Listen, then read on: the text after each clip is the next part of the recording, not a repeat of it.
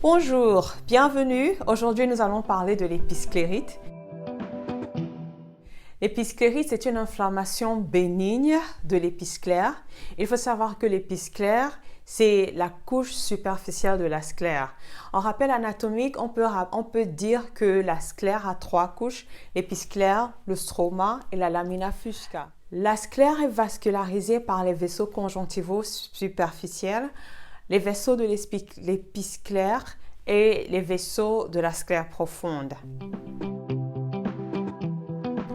Sur le plan épidémiologique, il faut savoir que l'épisclérite atteint surtout les hommes que les femmes et généralement ça atteint les patients entre l'âge de 20 et de 50 ans.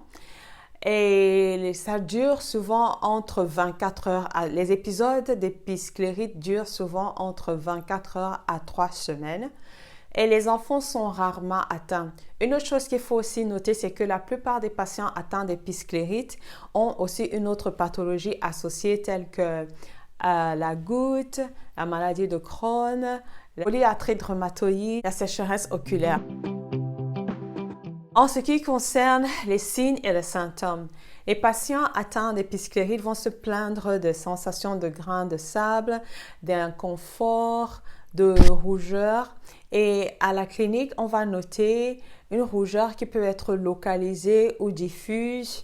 Il n'y a pas de diminution de l'acuité visuelle. On peut avoir un chémosis et une hypertonie oculaire. La chambre antérieure peut aussi être impliquée parfois.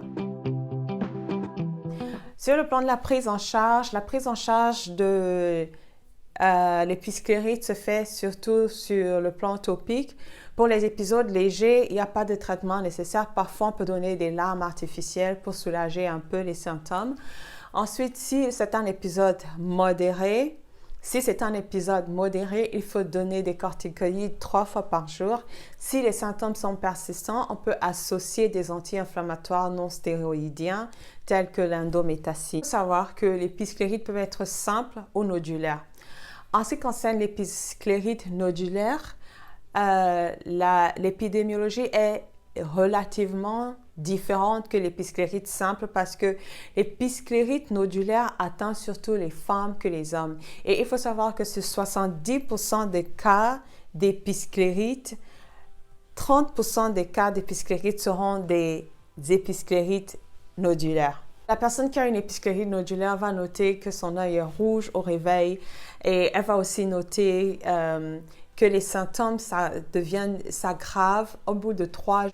À la clinique, on va observer une rougeur, on va observer un nodule, généralement au niveau de la fente interpalpébrale. On peut avoir des petites opacités cornéennes périphériques et on peut aussi avoir une implication de la chambre antérieure avec un uvéite, une élévation de la pression intraoculaire et des vaisseaux inflammatoires sont dilatés.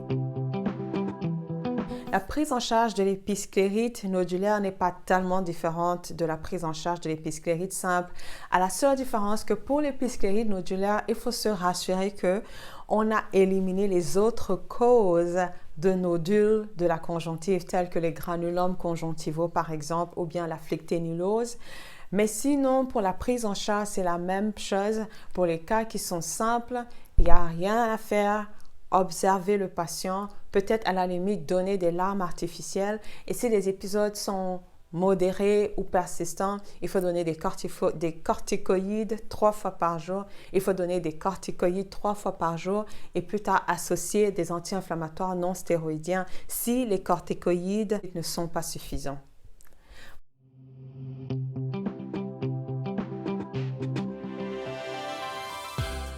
Voilà ce que j'avais à dire pour l'épisclérite simple et l'épisclérite nodulaire. Merci de m'avoir suivi.